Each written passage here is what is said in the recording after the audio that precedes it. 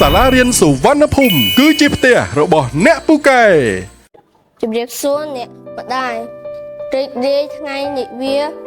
អ្នកម្ដាយកូនមានពាក្យពេចន៍ខ្លះចង់និយាយទៅកាន់អ្នកម៉ាក់កូនពិតជាស្រឡាញ់អ្នកម៉ាក់កូនអរគុណអ្នកម៉ាក់ណាដែលបានបង្កើតកូននិងចិញ្ចឹមបីបាច់ថែរក្សាកូនតាំងពីតូចមកធំហើយកូនក៏សូមទោសអ្នកម៉ាក់ដែលមិនខិតខំរៀនសូត្រនៅមិនស្ដាប់បង្គាប់អ្នកម៉ាក់ធ្វើឲ្យអ្នកម៉ាក់ពិបាកចិត្តតែកូនសន្យាថាកូននឹងខិតខំរៀនសូត្រឲ្យពូកែជាចុងក្រោយកូនសូមជូនពរ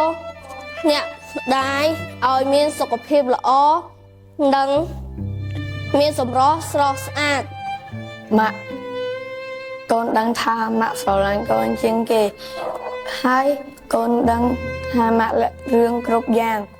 នៅពេលដែលកូនយំកូនក៏ដឹងថាម៉ាក់ពិបាកចិត្តដែរហើយនៅពេលដែលម៉ាក់បាយកូនក៏ដឹងថាម៉ាក់ចង់ឲ្យកូនល្អហើយនៅពេលដែលម៉ាក់បាយកូនកូនខឹងម៉ាក់កូនស្អប់ម៉ាក់តាកូនដឹងថាម៉ាក់ចង់ឲ្យកូនល្អ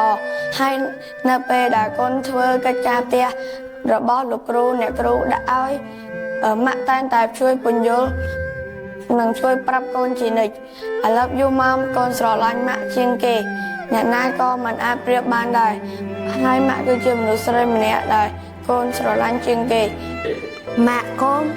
ប្រហែលមិនមែនជាកូនល្អរបស់ម៉ាក់ទេពេលខ្លះកូនធ្វើខុសម៉ាក់តែងតែអត់ឱនឲ្យកូនជ្រើលើកម៉ាក់យកចិត្តទុកដាក់នឹងកូនមើលថែកូននិងលះបង់អ្វីគ្រប់យ៉ាងឲ្យកូនបានរៀនសូត្រ